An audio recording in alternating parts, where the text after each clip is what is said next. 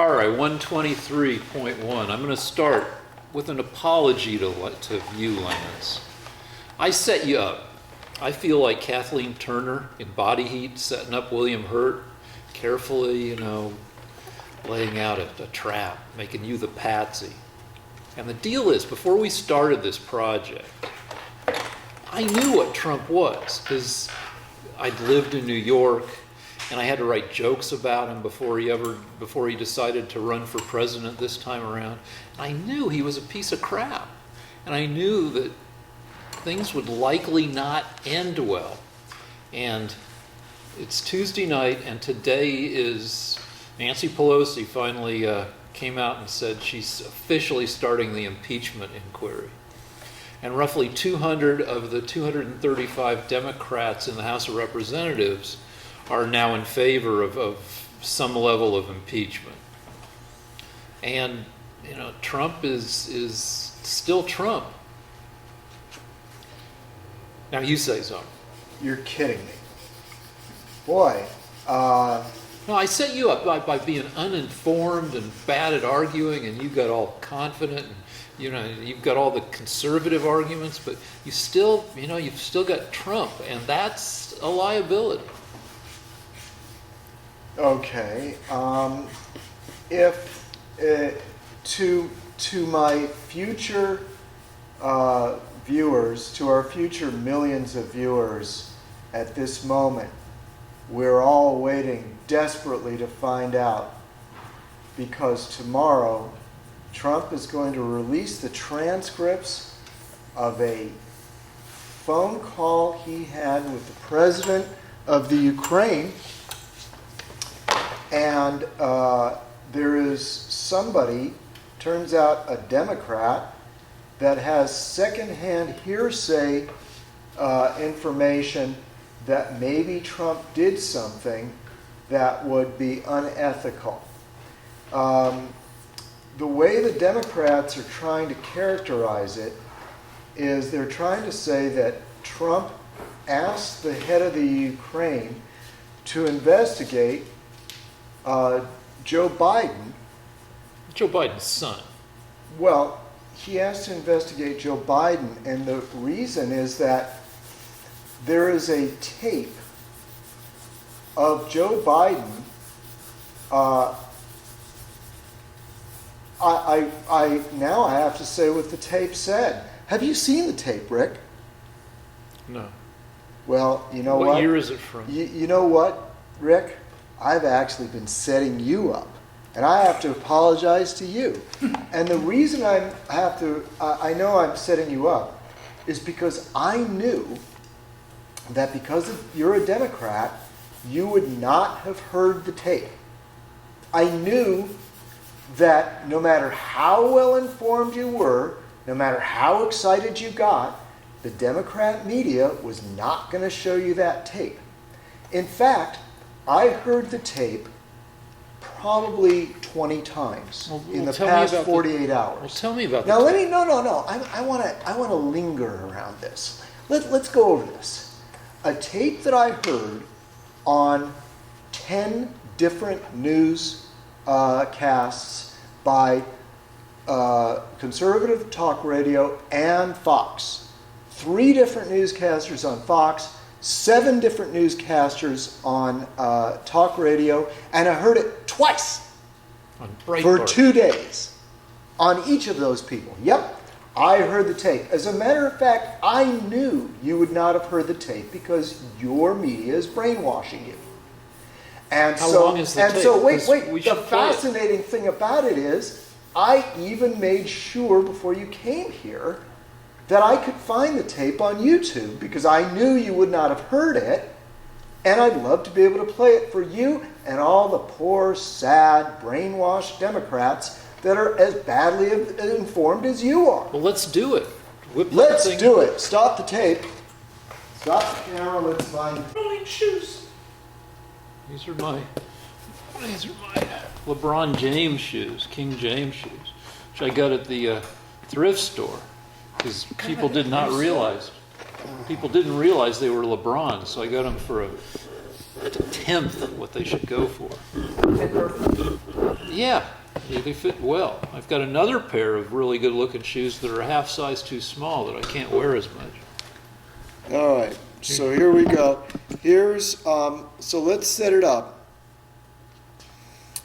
In 2006, Ukrainian Prosecutor General Viktor Shokin, in his investigation of corruption involving Burisma Holdings, A natural gas company, identified Hunter Biden as the recipient of over $3 million from the company. Not wanting this corruption exposed, Joe Biden swung into action, using U.S. loan guarantees as hostage while demanding Skokin be fired.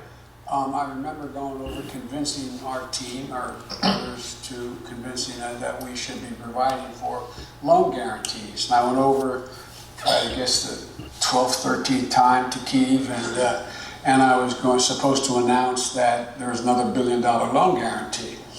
And I had gotten a commitment from Poroshenko and from Yatsenyuk that they would take action against the state prosecutor, and they didn't. So they said they were walking out to the press conference. I said, "No," I said, "I'm not going to, or we're not going to give you the $1 billion." They said, "You have no authority. You're not the president." The president said. I said, "Call him." I said, "I'm telling you, you're not getting the $1 billion." I said, "You're not getting the $1 billion. I'm going to be leaving here." And I think it was 6 hours. I looked. I said, "I'm leaving in 6 hours. If the prosecutor's not fired, you're not getting the money." Oh, son of a bitch. Got fired. And they put in place someone who was solid. Okay, all right. So I didn't see the tape, but I did read up on this. And I got to say, what I like to say a lot, which is look into this yourself. Get the whole story. Because, yeah, maybe this did benefit Hunter Biden. And I read up a little bit on Hunter Biden, who seems to be a big mess. But the prosecutor was corrupt, and maybe it helped. All right, my main argument, because I was thinking about this, because I knew that you'd want to make it about Biden, and it is somewhat about Biden. somewhat. Well, you'd like it to be all about Biden. But anyway, Biden's not even going to be the Democratic nominee for president. Not now. Even without this, he wouldn't have been the nominee. He's ahead of Elizabeth Warren 22, according to the latest polls. And polls this early don't matter that much, but still, he's fading. He's up. He's leads the pack by 2 percentage points now, where he used to lead it by 12 or 15 points. He's only 2 points ahead of Elizabeth Warren, who is almost certainly, in my mind at least, going to be the Democratic nominee. Oh, okay. But, and yeah, Hunter Biden is a mess. And Hunter Biden had some business in Ukraine. But the bigger issue is that, Trump. And, the other thing is that nobody in my media is trusting tomorrow's transcript of the conversation between Trump and the leader of Ukraine. It wasn't recorded. So what we're going to get is somebody took notes, and we're going to get some version of those notes written down. And so what the Democrats want is to hear from the whistleblower, who was sufficiently concerned about what he or she heard that the whistleblower became a whistleblower. So we're waiting for the testimony of the whistleblower, I believe, right? Yeah. Well, actually, today the Inspector General that first referenced the issue issued a statement saying that he believed that this whistleblower is biased, and that's why he's not actually a whistleblower. A whistleblower is somebody inside something that has firsthand knowledge. It turns out that this guy was not there. He didn't hear the phone call. It was just relayed to him. And then, so it's secondhand hearsay, 1. 2, he's been identified by the Inspector General as somebody with an axe to grind who is politically supportive of one of Trump's opponents. That's all we know so far. And 3, in order to be a whistleblower, you have to be in the organization, and it turns out that the guy was not in the organization. So he didn't work for an he's- intelligence agency? He apparently was not in the loop.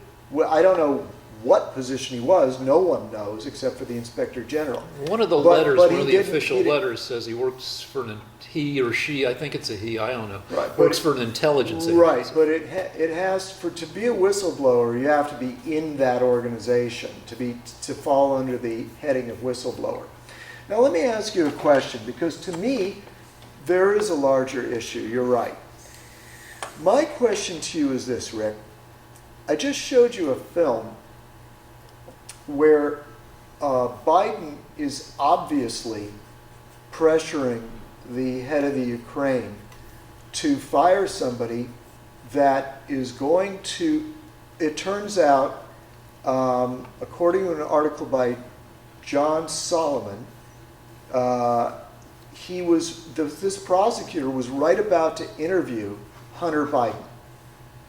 And Hey, where did you who does Sullivan write for? Solomon is a conservative reporter, but even if you discount that, even if we just go with what's on that tape that you just saw with your own baby blue eyes, Yes. So, now tell me, why doesn't that bother you? well, because it's out of context. You're still like, a human being, Rick. so the deal is, You're not just a brainwashed zombie that does whatever the Democrats say. Well, You just saw your leading candidate strong-arm the head of another country to fire somebody who is investigating his son, who just earned $600,000 a year for 3 years to be on the board of directors of a Ukrainian company that he knows nothing about. And Some of that is- this vice president, Biden, was actually told this guy that he wouldn't give $1 billion of our tax money unless he fired the guy that was right about to interview his son on the issue of corruption. And that doesn't bother you one bit. well, it's taken out of context. I mean, You saw the tape. No, I saw it. And The words hold came on, no, out hold of on. his Now let me mouth. say words. Like now, Biden is in front of an audience. He's on a panel with two other guys. And he's in front of, I can assume, at least 100 people. Okay. And he's bragging about getting this prosecutor fired. Yeah. So obviously Biden didn't feel like there were ethical issues with firing this prosecutor. Neither did Jack the Ripper with killing prostitutes in London. Jack the Ripper didn't murder prostitutes on a panel in front of 150 audience So you're members. saying because Biden was too stupid to know that he was destroying his career, that he must be innocent? No, I'm saying that Biden was tasked, according to what I've read, and really without kind of skimmed, Biden was tasked with getting this prosecuted. So the history of Ukraine is one of the recent history of Ukraine is that it's well under the Russian sphere of influence. You know, Russia took Crimea away from the Ukraine a couple of years ago, and so Russia fiddles with Ukrainian politics, and the leader, before this prosecutor thing happened, the Russian puppet guy who was running Ukraine was chased out of Ukraine by people who didn't want him in office, and then a new guy came in who probably had his own problems, and maybe one of the problems was this prosecutor. So there were reasons to get rid of this prosecutor, because beyond Hunter Biden. Well, let me get this straight. And I think one of the reasons was that the United States, under Biden, had decided not to give $1 billion because this prosecutor was going to investigate his son. So that's the only reason I know of, Rick. Well, And then we that's the should reason- stop and read that's- about it. But Rick, can the vice president of our country tell a foreign leader you will fire the guy investigating my son, or we won't give you aid. We should stop down and You see. just saw it. You saw it with your own baby blue eyes. I saw him You saying. heard the words No, coming here's- out of his hold mouth. on.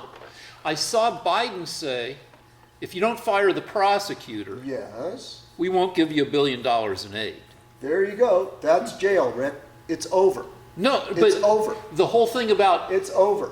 the whole thing about Biden's son is the one part I like to talk about, the turd of facts, where there's a big ball of facts, and it's like and liberals pick out the peanuts and conservatives pick out the corn to make the best possible argument out of the big messy ball of facts. And there were a bunch of reasons to get rid of the prosecutor besides Hunter Biden. Are we talking about quid pro quo? So if I don't know. I tomorrow- mean, but I know that like we have to stop down and then read about why the prosecutor was fired, according to somebody besides if tomorrow John. the transcript reads that there was no quid pro quo on behalf of Trump, are you exonerating Trump from this? Well, no, because we're just starting. Because here's the whole deal. Because there was quid pro quo, obviously, in that what Joe Biden spoke of. So there's no quid Well, pro hold quo. on. What kind of quid pro quo? Because Lance is linking it to Biden's son, whereas what I've read is that Biden was tasked with with talking to Ukraine by Obama because they didn't want this corrupt prosecutor. Are you okay with the Obama transcript to be released? If you're okay with the Trump transcript being released with the communications with Yeah, the sure. Ukrainian president, so are you okay with the Obama transcript being released? If there's as an well? Obama transcript, there Sure, are documents about this. Are you okay with that, Vance? Is that something you favor? I would love to hear the transcripts of every single time Biden spoke with a Ukrainian politician. Every single time he spoke with them. Because I want to know why Hunter Biden, who had no experience with the Ukraine or the energy companies or any energy companies, wound up making several $1 million working with the Ukrainians, and why the guy that was going to investigate him for corruption was fired because Biden, his father, told them that he would cut off aid to their country. Yes, Rick. Yeah, you know, okay. I'm not blind. I have to You're tell blind you, to certain I shit. have to tell you You're only- that if you can't You've got see, 2015 if vision when you- it comes if you to can't arguments see- made Rick, by Rick, conservative Rick, journalists. Rick, why? Let's indulge you a little bit. Yeah. Okay? Why do you suppose Biden's son wound up It was a making sweetheart $1 million deal. I'm sure it was sweetheart deal? What's a sweetheart deal for you? What does that mean? Biden's son was on the board of some energy company Right. in the Ukraine, Yes. and for How did he get that job, Rick? Did he have any experience no, with the he Ukraine didn't. or I'm energy? giving you all this. I'm Okay, giving you so- this. okay, No, so- no, so you don't why do you need to. suppose he got hired? Because he was connected, or people felt he Because was his connected. father was Biden. Yeah, that's probably a huge part of it. Okay. Okay. And he got. Now let's be clear.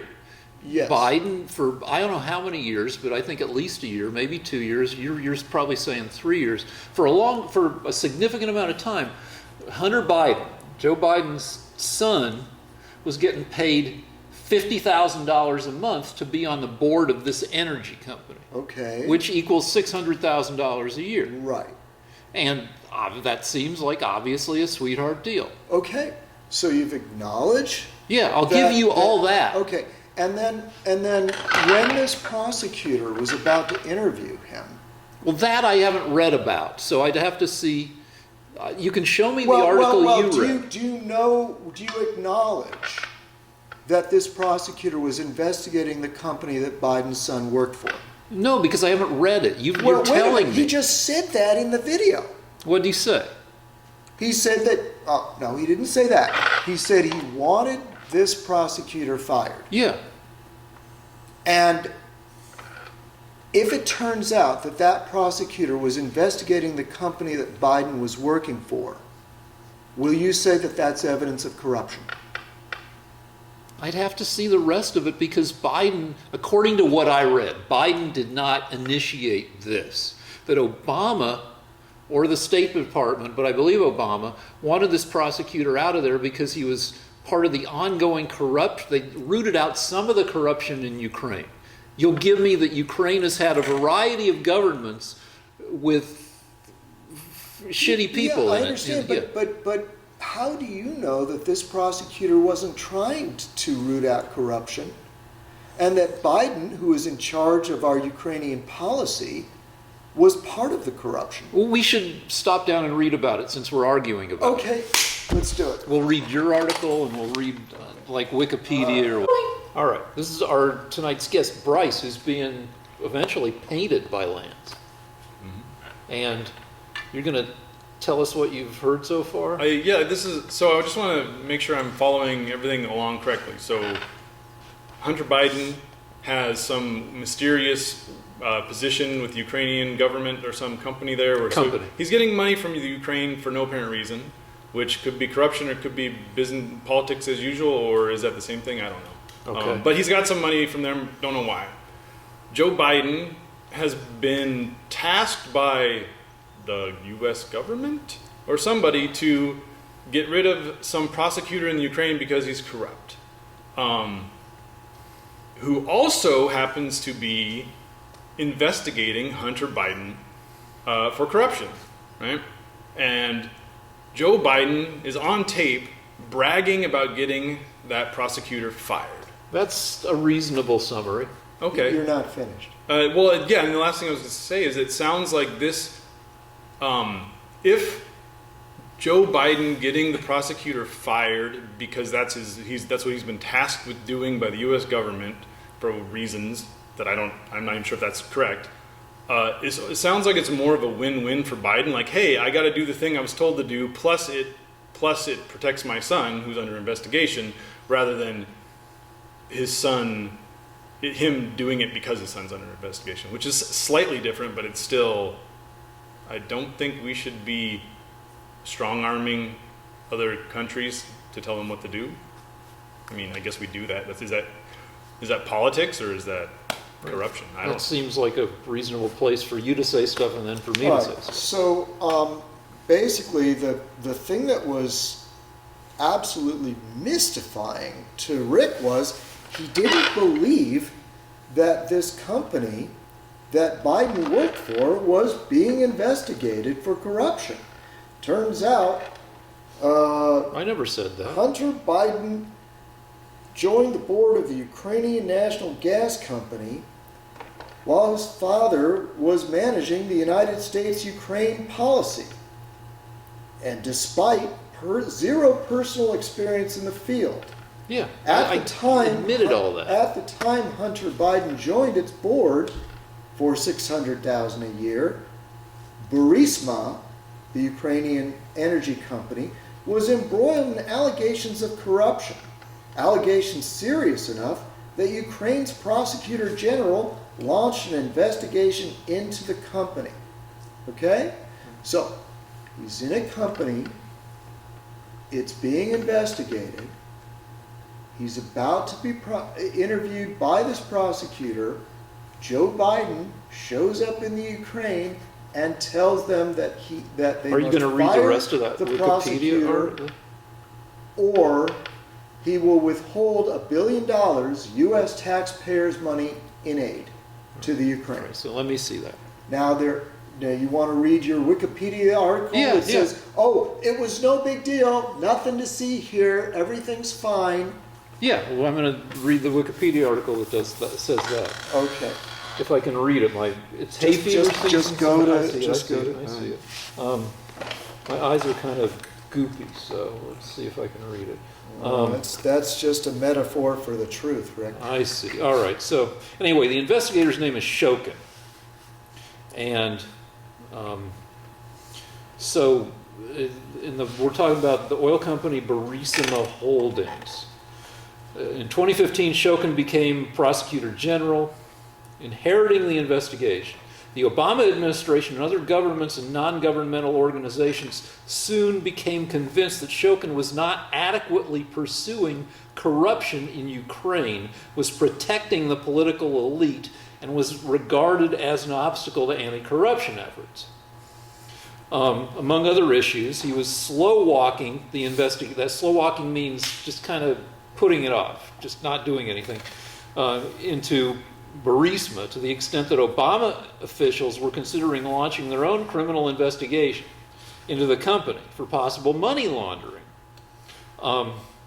So the prosecutor is deliberately avoiding investigating, according to this, the company that hired Biden's son.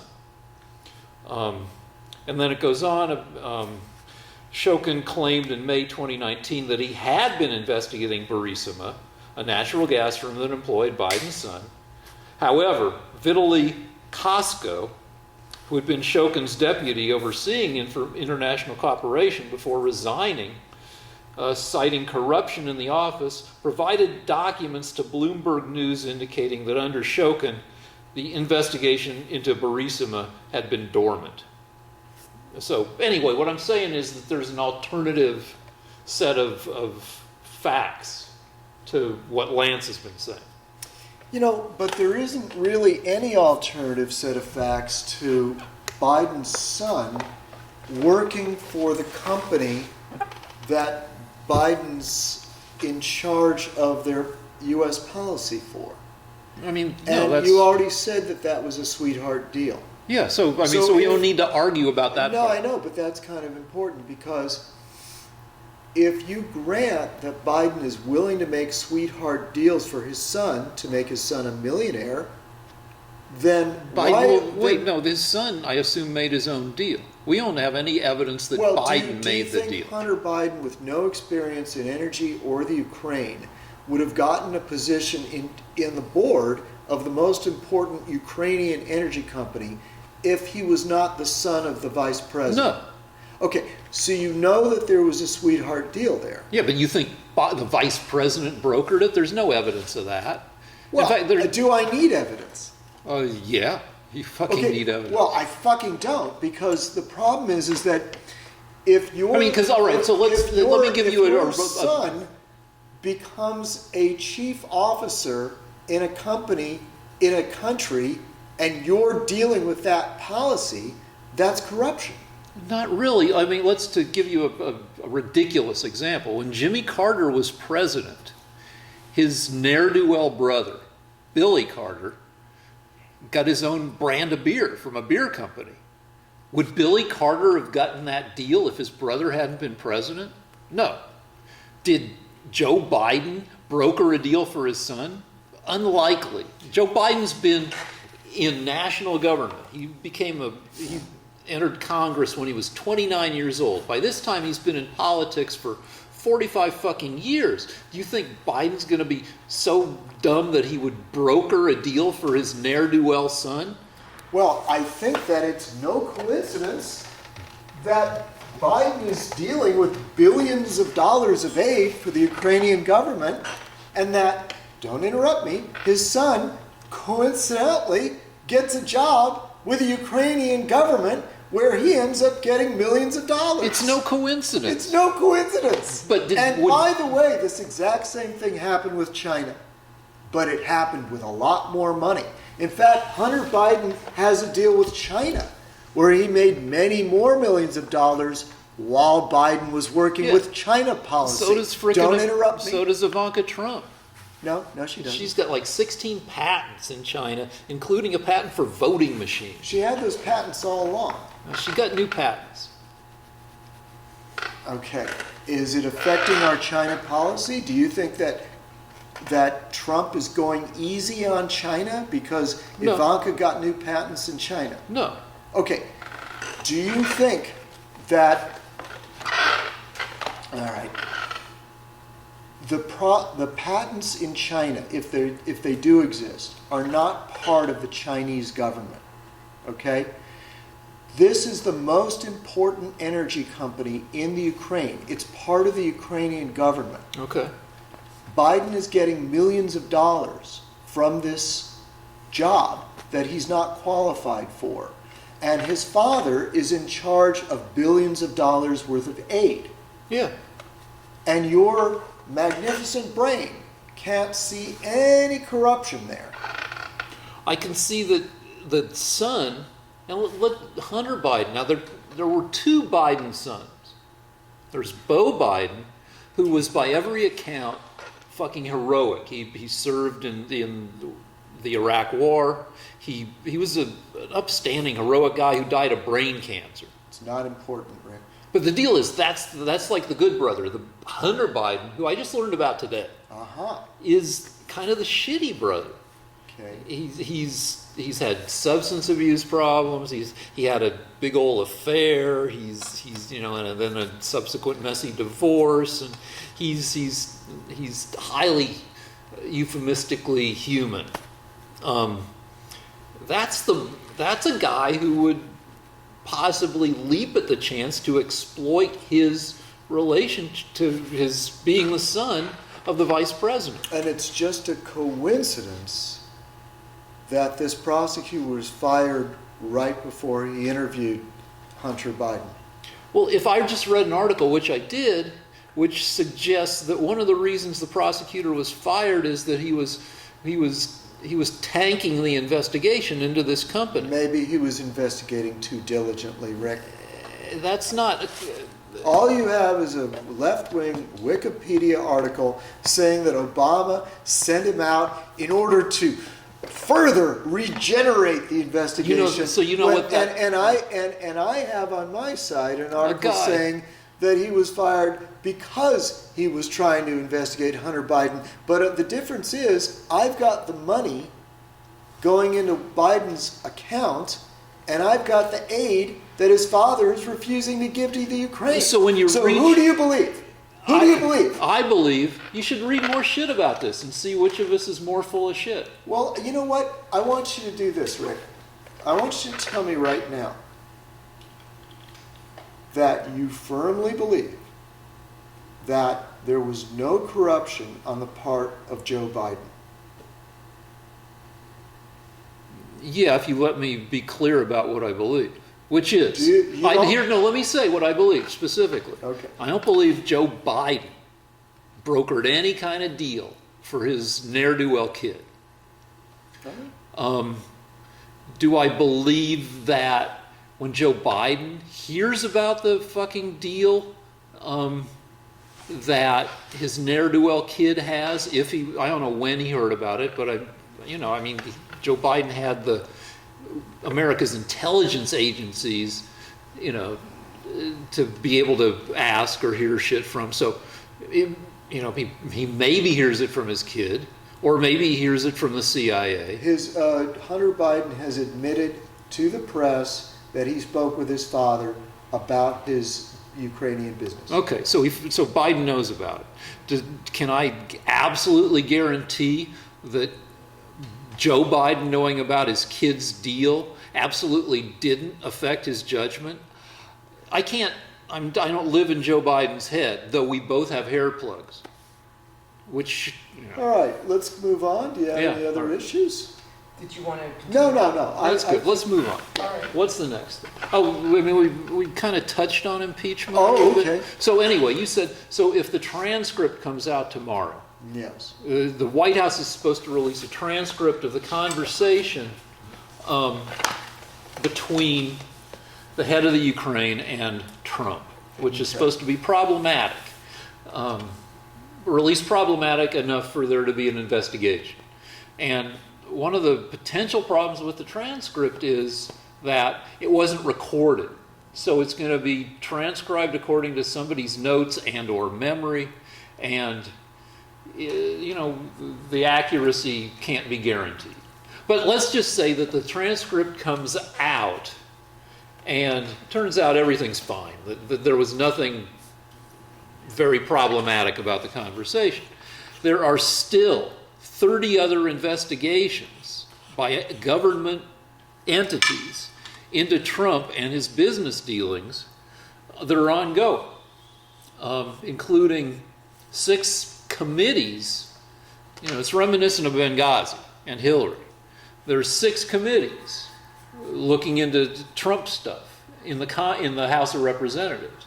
So even if the the Ukraine thing turns out to be nothing, which nobody on my side of the media thinks it's going to be nothing. There's still plenty of other stuff to investigate. I just want your opinion on something that I'm sure you guys haven't heard about this, but Nancy Pelosi came out today and said that officially there's an impeachment inquiry. And I want your opinion on this. That's inaccurate, because in order for there to be an impeachment inquiry, the House has to vote on it.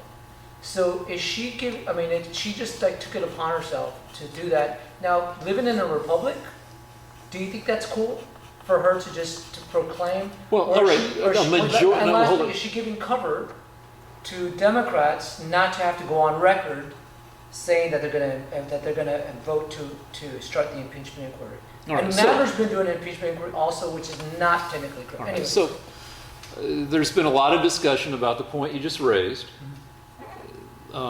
And people aren't sure exactly what it means to have an official impeachment inquiry. Some of the talking heads I listen to on MSNBC and CNN, and I tried to listen to them on Fox, but they weren't talking about this shit on Fox. They were talking about Biden and some other... Anyway, nobody's quite sure what it means legally. And you're right that to vote for impeachment, you need a majority of the House to vote for impeachment. Impeachment, I think, sends the matter to the Senate to be for a trial. Because you'll hear this endlessly if you listen to any of this stuff. Impeachment is a two-part thing. 4 presidents have had impeachment inquiries. Andrew Johnson in 1866, maybe. Nixon, Clinton, and now Trump. 2 presidents were impeached, Johnson and Clinton. By being impeached, they went on trial in the Senate. Both avoided being kicked out of office because you need a 2/3 vote. Johnson survived by a single vote. People voted to impeach him 35-19, but that's 1 vote short of 2/3. And there were 2 questions that got voted on for Clinton, and he got only 50 votes for impeachment on one and 45 votes for impeachment on the other out of 100. So they both survived. So we're not even to the point of voting for impeachment. So technically it's not an impeachment inquiry. It's not impeachment. Inquiry. It's an impeachment inquiry, and there's no set policy as to what makes and what needs to be done to make for an official. If she announces it's an official, we don't know what it means exactly. She's calling it official. The same way I could call these shoes the official shoes of my feet. So do you think that's cool for her to? Yeah, because I think, Okay. for a couple of reasons. One, she's been accused of being chicken shit about moving forward with impeachment because she's possibly afraid that it will rile up the Republicans and lead to more support for Trump. 2, there are 235 Democrats in the House of Representatives.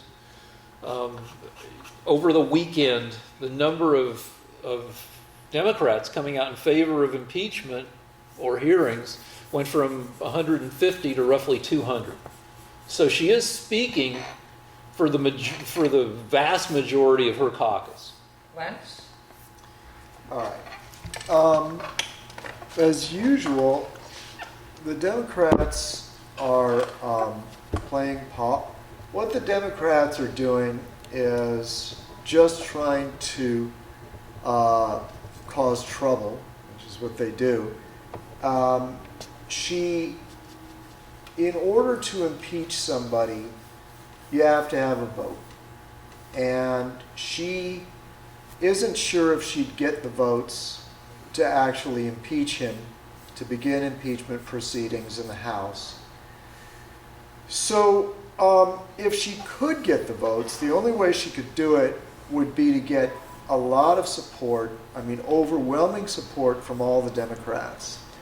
And what that would do is that would make the Democrats have to go on record as being for impeachment, and the ones in the districts that are strongly supportive of Trump would then become vulnerable, because people would say, there are Democrats that won in districts that voted for Trump. And so the people in those districts would say to their congressperson, look, we voted for you, and now you're going after Trump, and we like Trump. So she didn't call a vote of the House, which she's perfectly capable and should be doing legally. That's what she should be doing. So if she wants to make things go forward, she has to call a vote. If she's not going to call a vote, then this big announcement she did in this press conference was just a way of trying to persecute Trump in public and continue the witch hunt. I listened to the speech and I almost threw up because she wrapped herself in the flag. I mean, her righteous indignation was so astounding. She was saying, and Benjamin Franklin said this, and we can keep the Constitution if we can fight for our republic. And I thought there was going to be music It's a democracy in the background. if you can keep it. Yeah, but also we just celebrated the birth of the Constitution, and she's going on and on about how much America depends on what she's doing, and ignoring the fact that if she wants to call impeachment, she has to have a vote. So she's actually not doing what the Constitution said, as she's announcing that she's supporting the Constitution. But then somebody actually asked her after she made her stirring patriotic speech. Somebody said, so, Speaker Pelosi, if the transcript turns out that Trump didn't do anything, are you still going to impeach him? And she said, yes, of course. So even if there isn't anything in the transcript, doesn't matter, she's still going to impeach him, which is, and the whole point of the speech in the press conference was, now that we have this proof, we're going to have to impeach him. But then, even if they don't have proof, she's still going to impeach him. Now, what Republicans believe is that Nancy is basically just doing what the left-wingers in her party want. That she's not the power in her party anymore. That Alexandria Ocasio-Cortez and the radicals are in charge, and that they'll just get rid of her if she doesn't do what they want. Now, let me tell you what I think this is all going to lead to. Biden actually was the one comforting leader that the Democrats had that has a record of not being a wild-eyed radical. So a lot of middle-of-the-road Democrats actually liked Biden. Now, even though Biden is an old, corrupt idiot, they were still willing to vote for him because they've seen him around for many decades, and he hasn't done anything particularly crazy because he hasn't had the power to do so, except for help his son get millions of dollars from China and the Ukraine. However, now that this has come out, it's not that Trump's going to get removed from office. It's that Biden's going to get knocked out of the campaign. And when he is knocked out, the only thing left for the Democrats is to vote for really radical kooks. And I believe they will lose because of it. Because the Democrats are not their most radical selves. When somebody gets up there and says, we want socialized medicine, we want reparations for black people, we want to reverse Trump's energy policies, we want to make friends with China, we want to get back into the Iran deal. Who's saying make friends Biden. with China? Biden made a speech saying that China is we have nothing to fear from China. They're our friend. They're benign. Biden, I can find All you the right, tape. all right, but you were saying when Biden's gone, somebody's saying that shit. Right. Well, it's true. I don't hear Elizabeth Warren saying Well, Biden's Elizabeth, all of the Democrats are in favor of lowering our military budget, and all of the Democrats are against Trump's trade war with China. So I assure you that the average American who is in support, by the way, this morning it turned out that Trump has the highest support in the history of his presidency. Yeah, that is weird. I'll give you, now, I don't know yeah. which survey you're looking at, but his support has, Rasmussen. yeah, Rasmussen's a Yeah, shitty. yeah, But no, so- hold on, but anyway, but I will give you that his support has, which is generally pretty steady, has popped up surprisingly, Right, considering right. everything that's going on Yeah, over the past week. considering the gangbusters economy, the defeat of ISIS, the way we're standing up to China. We can argue about ISIS because there's still, apparently there is still 10 to 20,000. I know they don't have any territory left anymore, but there is still 10 to 20,000 ISIS fighters out there. Under your candidate Biden, they had a territory as big as Western Europe, and they were able to kill 200,000 people. Wait, we've argued about this. We have, and you lost that argument. You shouldn't bring it up Really? again. No, it's because weren't you the one who said, or somebody was saying, it doesn't matter, like, territory there in the desert is, is Yeah, but in that territory, they had hundreds of thousands of people that yeah, they were killed a able to shitload of- kill Yeah. because Obama didn't do anything to stop them. Yeah, we can argue about, anyway, but where So, are, okay. I'm very interested in your scenario of how this may spell the end for Trump. And if that happens, it's Pence versus... All right, so Yeah. here's what I think. I went on Twitter today and I said that Trump leaves office for, quote, health reasons at 2 p.m. on March 12th, 2020, which means we'll have President Pence, which I assume he'll run for president. So that'll still leave him 8 months to campaign. And so, yeah, I'm not guaranteeing it, but I could see an Elizabeth Warren versus Mike Pence contest. I think a Warren versus Trump contest is going to be a lot like a Hillary versus Trump contest. So I'm not worried about Warren. I think Warren Pence. no, I'm not talking about Pence. I think Warren is as obnoxious as Hillary is. What makes her so obnoxious? Well, I'll tell you why. Because whenever I hear her, she is angry, bitter, adamant. I've never seen her smile. She smiles all the time. Okay, well, And I'll give you, she's adamant almost all the time. yeah, well, what Angry I'm and saying bitter, is- not yeah, so much. Well, okay, all I can tell you is the average person listening to Warren, I think, is going to be turned off the same way they were turned off from Hillary. It's just Hillary without Bill. And so Well, that's a a big deal because Bill. Yeah, but you know, I his- think that Trump can beat her the same way that he beat Hillary. That's going to be a good matchup for the Republicans.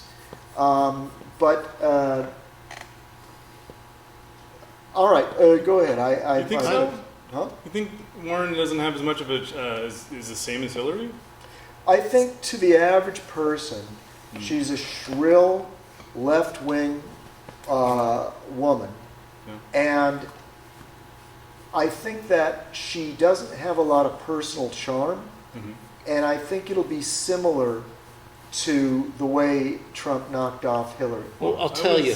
Oh, go ahead. Well, I was under the impression, I mean, I was a kid for a lot of this time, but I was under the impression that most of the hate against Hillary was for Hillary specifically, like her history, right? Like what the stuff she's done before, what Bill has done, right?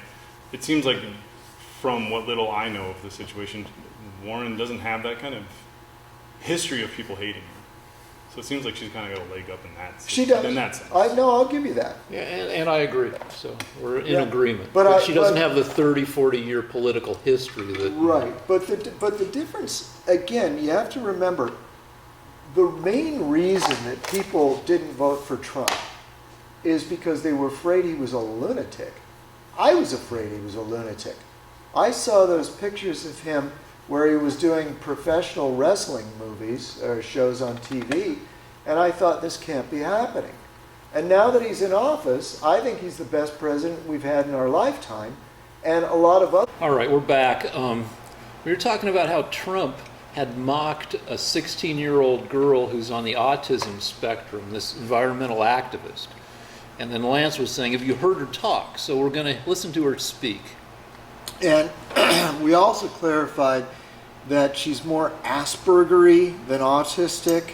Asperger's used to be an official diagnosis. I'm not sure it is anymore, but it's kind of like Lance and me. It's autism light. Yeah, I mean, it's basically somebody that's bright with poor social skills. And so I basically, you don't have to feel sorry for her. Now, here's her speech, and I'll just play it without comment for the time being. Keep widescreen. It's all wrong. I shouldn't be up here. I should be back in school. Oh, Christ. Let's start over. I'm sorry. No, just keep going. No, It's no. all right. I'm sorry. We got to start over again. Okay. Start at when I press play. I'm sorry. Uh-huh. No. Yeah, just it's okay. We'll edit it out, We'll maybe, edit it or out. maybe we All don't right, give well- a shit. This is all wrong. I shouldn't be up here. I should be back in school on the other side of the ocean. Yet you all come to us young people for hope. How dare you?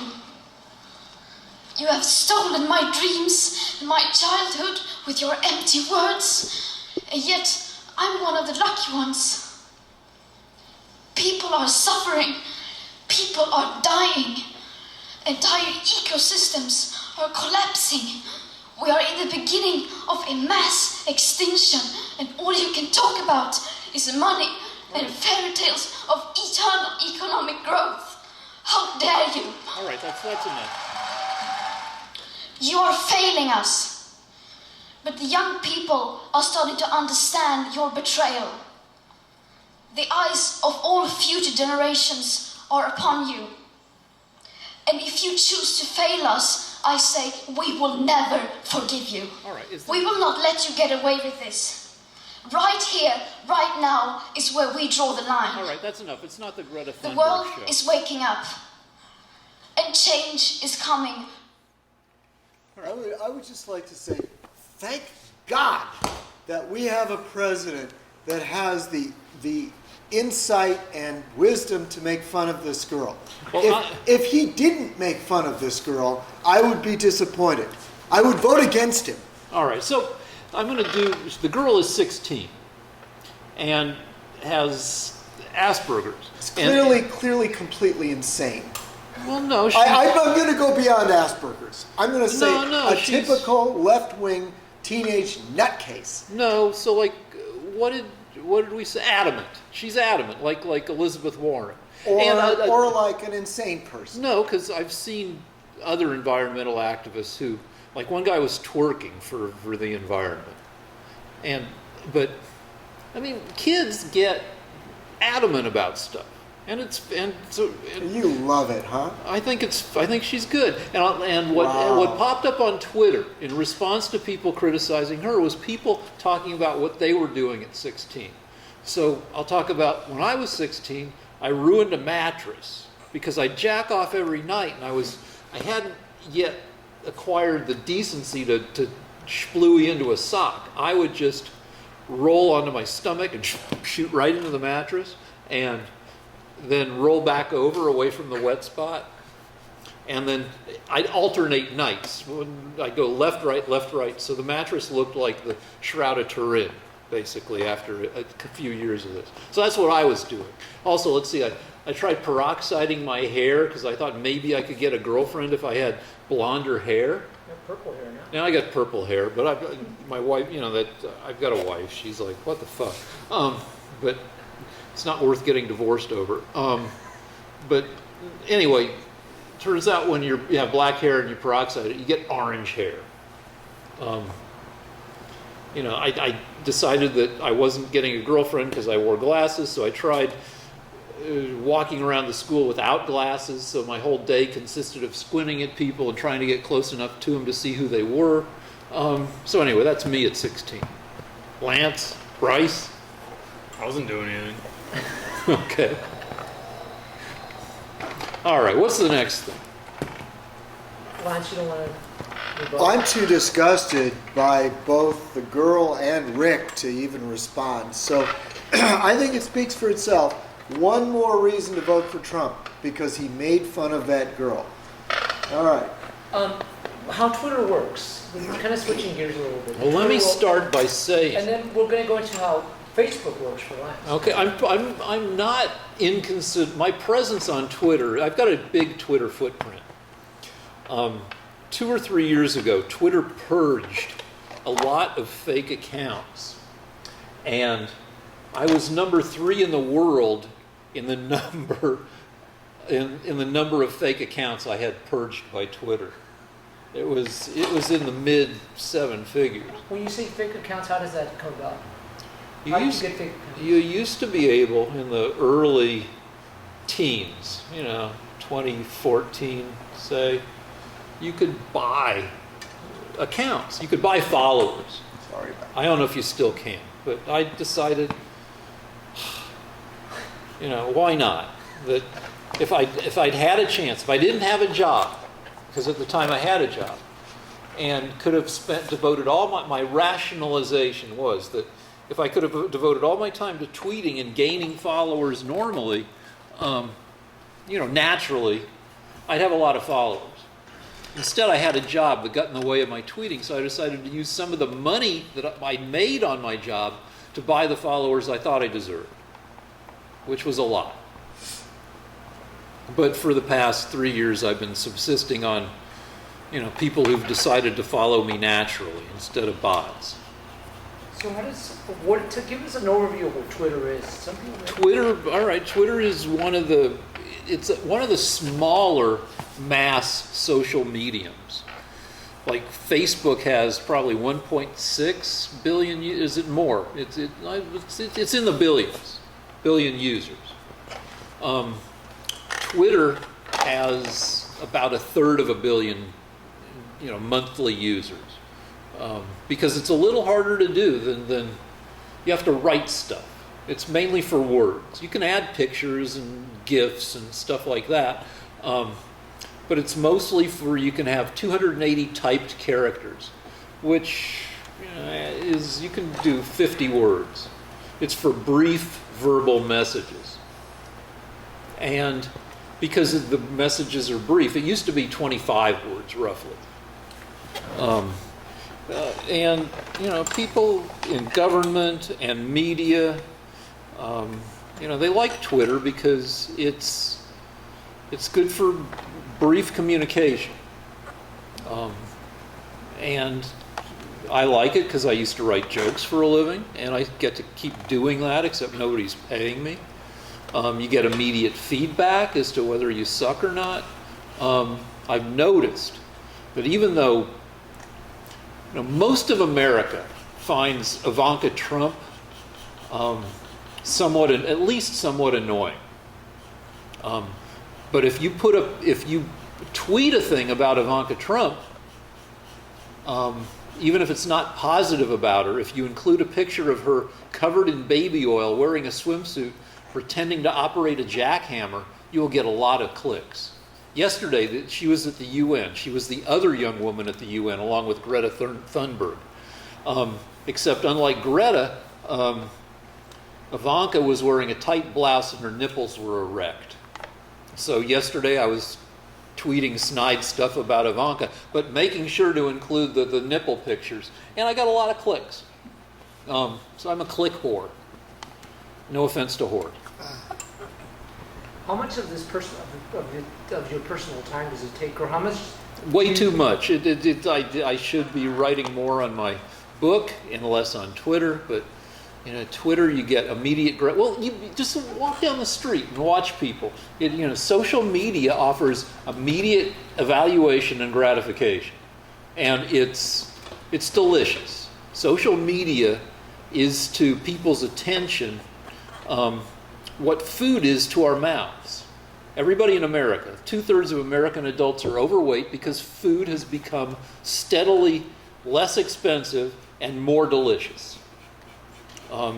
And the information we get via social media has become, and video games, has become more and more irresistible. And I get sucked in. I have limited willpower just like, a lot of people. Lance is on Facebook. Lance, you want to comment on Facebook? Well, Facebook, I started on Facebook because I just wanted to promote my art, and it's actually got a nice platform to show images. And then I diligently avoided discussing politics for about 3 years, and then some Republican convinced me to speak out, and I started talking about politics, and I immediately lost all my liberal friends, artists that I had developed.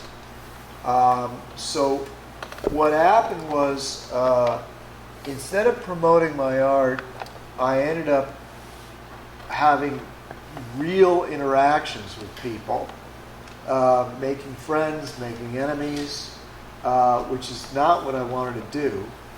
I would say this, that even the most famous artists that normally wouldn't speak to me, because I'd have no way of contacting them, are speaking to me and exchanging things. So, in other words, I'm not being mock humble. I'm saying that there are a lot of good artists out there that I've admired, but I couldn't contact them. And now, because of Facebook, they can see my work and they can contact me, or vice versa. So that's nice. A lot of people complain about Facebook, but I would say overall, I've met a lot of people. I've had a little romance. I've got some students. Sold a little bit of work. So overall, it's been a nice experience. I'm happy for it. There are people that are very interested in how many likes they get when they show a picture, and I would say that that's kind of a trap. I mean, those likes don't mean anything particularly. So what you do is you show your work, and what I've found is that I have achieved a certain amount of respect. In other words, I haven't made a lot of friends in the art world, but people know that I'm out there, and a lot of people whose opinions I value respect my work. And that's about all you can really get. And so that's it. All right, let me talk about how attractive Twitter is, at least to me. I've tweeted more than 35,000 times, which is roughly 700,000 words, which is roughly the amount of words You don't have to look at my eyes if you don't in want. 7 to 10 books. Oh, okay. So I've written 7 to 10 books on Twitter, and I've been paid nothing. Which is, I don't know, is it sad? I don't know. Is this a good time for Lance to talk about what he's doing right now, or do you want Okay, so what I'm doing right now is we've introduced I'm sorry, 700,000 words. Bryce, Yeah. and I'm just laying in a drawing of him.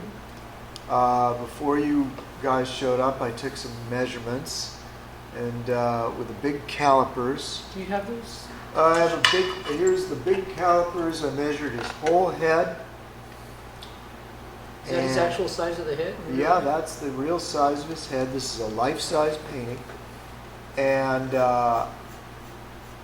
good thing you asked me to measure it again, because it looks like I lost one of the measurements up there. What happens when you work is you start losing, things get rubbed out. So it's a good thing I checked again. And now you've probably seen me measure with the smaller calipers to get the size of the features. Now, you shouldn't measure like this if the person is foreshortened, because the measurements will be inaccurate. But if the person is straight up and down, and your painting is straight up and down, then it is accurate. Okay? So in other words, if tilt your head way back, if I measured, that, I wouldn't be able to trust it. Thank you. But this I can trust. There are a bunch of guides that artists like Lance, just rough guides, can use to, like, you could draw a head without a reference head, and it would look like somebody's face. Yes, it would. Because there are rules that people don't know until they take some drawing lessons or do a lot of drawing. For instance, most people who haven't drawn think the eyes are towards the top of the head. But really, the eyes are pretty much right in the middle, halfway between the top of the head and your jaw. Right, Lance? The eyes are, the tear ducts are almost always the center of, Right there, you dropped your phone. the tear ducts are almost always the center of the head, from the bottom of the chin to the top of the head. Almost, but they aren't always that way. But pretty close. But you don't want to put eyes up here. Right. And Right. It's a cartoon or something. yeah, also there's usually about, like, I don't know if this is a set rule, but there's usually about one eye width between the eyes, right? Roughly. That's what they say, but for me, for example, it's less than an eye. Same with you, same with Bryce. Because So- we're beautiful people with large eyes. Well, so the more, there are things that you can count on. For example, 90% of the time the mouth is closer to the nose than it is to the bottom of the chin. 90% of the time, the ear will be level with the bottom of the eyebrow, and the lobe will be a little bit lower than the nose. If you got your ear way up here, it's probably not. If it's way higher than the eyebrow, then you probably have a problem. So yeah, what Rick is saying is basically true, and because I know what light looks like, and what color looks like, because I've analyzed it, I can make something that looks like it's a real thing. Now what that means is that I know where shadows would go and what those shadows would look like, even if the model wasn't here. There's actually a little danger there, because some artists really know what color is supposed to look like and what shadows are supposed to look like, and they can make somebody look real even if it's not an accurate likeness. And they fool themselves. Like, for example, I could make it look exactly like Bryce in tone and color, make it very 3D, very real, but have his forehead too small and just not know it. And so if you do that, so you have to be careful you don't fool yourself with your own knowledge. But basically, what I'm going to do right now is I'm going to make Bryce as three-dimensional as possible, and I found that this light was very good for him.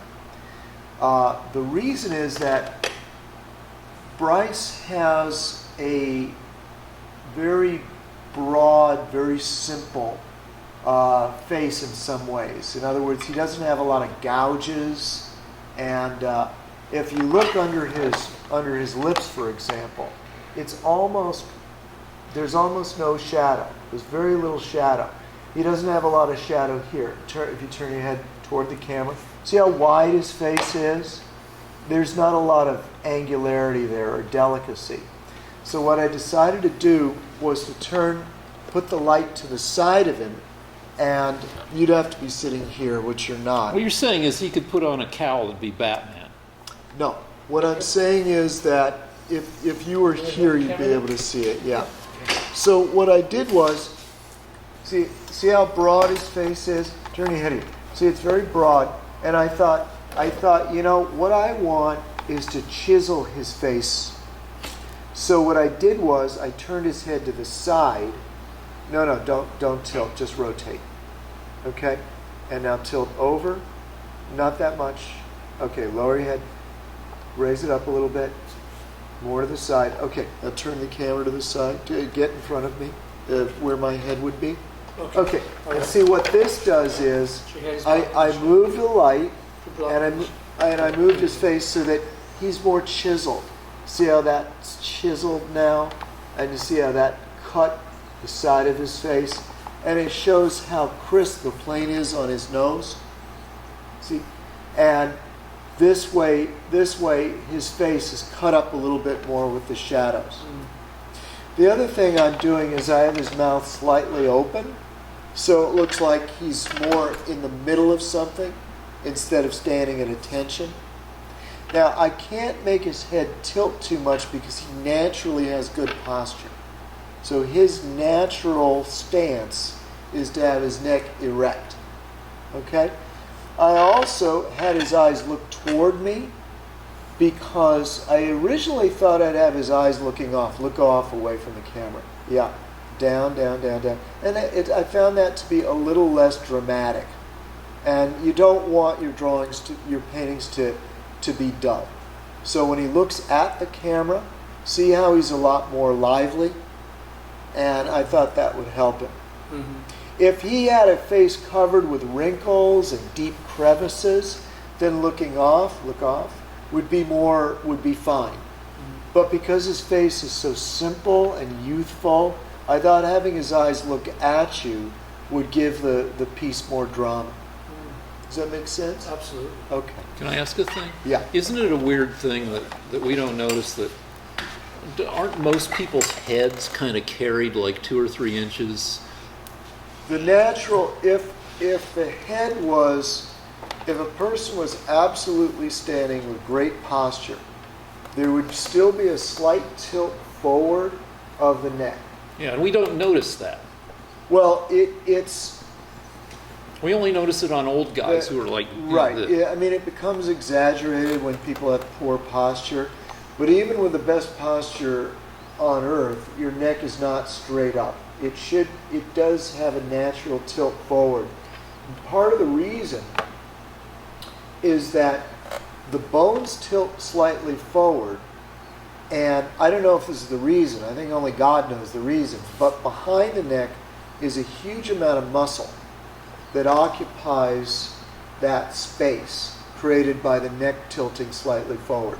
In other words, the bones are slightly forward, but the gap is filled from the rib cage to the bottom of the skull with a lot of muscle. So you say, and that muscle is there to hold your head erect. And probably also to make it possible to whip your head around? Yeah. Quick question, Lance. Last week I made a comment and you guys kind of laughed at me about Mona Lisa, and she looks at you every time. Can you clarify that? All right. The model, the director said that he had heard that the reason the Mona Lisa is good, among others, is that no matter where you are in the room, her eyes follow you. And I told him, yeah, that's kind of an old cliche about a portrait being good if it does that. But it's actually kind of a joke too, if you know anything about portraiture, because if I draw the eyes looking forward, no matter where you go, the eyes will still be looking at you. So in other words, if I had painted him with the eyes looking off, then no matter where in the room you went, the eyes would still be looking off. So they can't follow you. It doesn't matter where you are in the room. They're always looking at the artist. So it's kind of, unfortunately, it's kind of a little joke. I want to talk about whipping your head around, because if you look at birds just fucking whip their head like super fast around and back and it's just fast as shit. It's like, I was wondering for years, I was like, what's up with frickin' birds? Why are they so jerky like that? And then I realized it's because birds' heads don't weigh anything. So it doesn't take any strength to really whip the head around super fast. And so say you're a bird and you want to see what's going on over here. It doesn't take anything to go whoop. You know, our head weighs what, 8 pounds? I don't know. So about 8 pounds, I think. And, you know, when we want to turn our head, you know, it's a significant weight to whip around. Plus, our brain has a significant amount of sloshing and inertia. So if we would whip our head around like birds with our big brains, we'd probably cause, over a lifetime, we'd probably cause ourselves a lot of damage. But birds with their very small, not much inertia brains, and you know, they can, if they want to look someplace, instantly. So anyway, all right. Trans 2.0? Trans 2.0? Oh, okay, yeah. You have this one argument against trans people, saying that trans people are like, would I consider it okay, you know, what's the difference between somebody wanting to have surgery on their genitals versus somebody who has some weird perversity where they don't think their arm belongs on them and they want to have it surgically removed, right? Yeah. Okay, so I was thinking about that argument and deciding why it's bullshit. Okay. And the deal is that humans, on average, come in 2 genders, with some variations. But like every human in the womb starts out roughly female, and then if it's a male, testosterone gets added to the fetus, and then the fetus grows male characteristics, and most likely, very likely, a male persona.